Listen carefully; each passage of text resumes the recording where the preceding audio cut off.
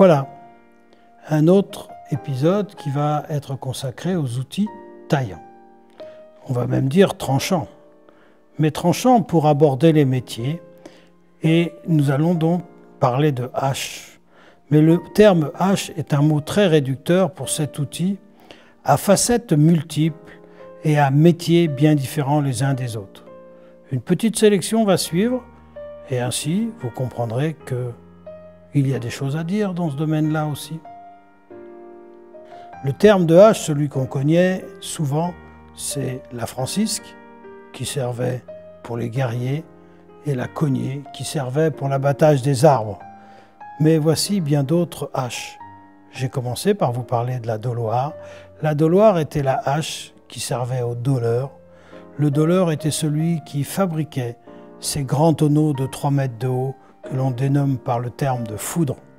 Et avec cette hache, il rassemblait les douelles qui étaient des poutres géantes les unes aux autres, puis les surfaçait de façon à travailler sur le contenant et surtout sur l'aspect intérieur de l'intérieur du foudre.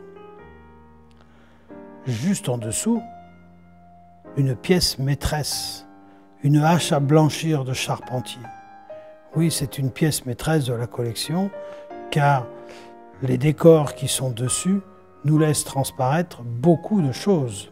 En tout premier lieu, l'appartenance au charpentier qui l'a créé, qui n'était autre que Léonard Biret, qui l'a fait fabriquer, ou au moins décorer, en l'an 8. L'an 8, pour certains d'entre nous, fera un petit comeback dans l'histoire et saura vite se rapprocher de l'an 0, juste après la Révolution.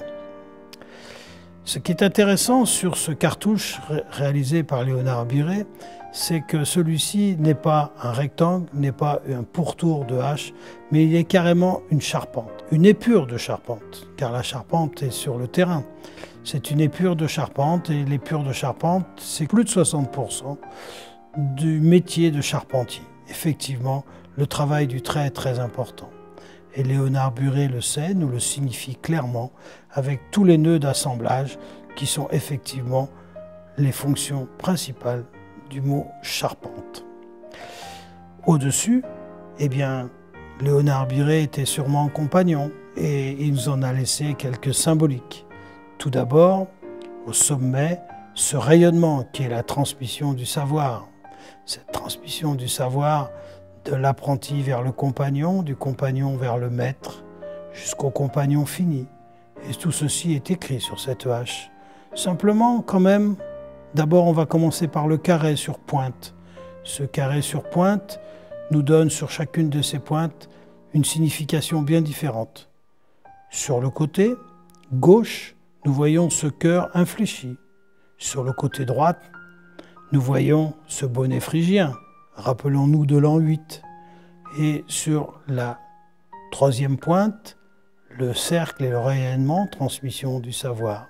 Quant à la quatrième pointe, l'arête de poisson, qui est la jeune pousse qui monte, qui se forme, qui apprend.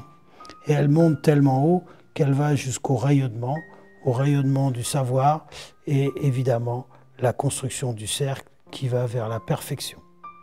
Quelques autres petits décors sur le pourtour, ces petites demi-lunes qui sont là uniquement pour le fun. Après cette pièce maîtresse qui nous a raconté une grande histoire, et bien évidemment cette petite hache sur la gauche de la photo, qui n'est autre qu'une petite hache de boiseur de mine. Effectivement, savoir protéger les ouvriers mineurs était important dans la réalisation des galeries. Et cette réalisation des galeries imposait d'abord un charpentage de qualité, un suivi important à cause des variations hygrométriques, et donc cette petite hache avec son petit crochet pour mettre à la ceinture. De l'autre côté, une hache de vigneron, un taquoir, souvent utilisé dans le Val-de-Saône pour réenfoncer les piquets et puis pour couper les rejets. Et maintenant, une autre histoire au niveau des haches. Cette aile-doigt, et oui, cette hache de gauche en dessous, eh bien, n'est autre qu'une aile-doigt. Je pense que sa forme va vous rappeler quelque chose et elle servait à blanchir et à effiler. De l'autre côté, on va rester dans la zoologie avec cette épaule de mouton. Voilà, une hache dont effectivement on retrouve toute la symbolique de l'épaule de mouton. Et puis tout en bas, deux petites haches tout à fait semblables, petites haches à blanchir si l'on veut, dans des métiers de moins grande importance, non pas dans la réalisation, mais dans les ouvrages à réaliser, avec ces deux petites haches à blanchir, avec une fortement décorée d'une arête de poisson, de 3 cœurs, d'un rayonnement et évidemment d'un monogramme, donc on le voit très très bien. Et celle de droite, eh bien celle-ci nous dit rien. Elle nous dit rien, pourquoi? Parce que celle-ci est une hache de gaucher et que les gauchers n'avaient pas pignon sur rue, n'avaient pas le droit d'exister à cette époque.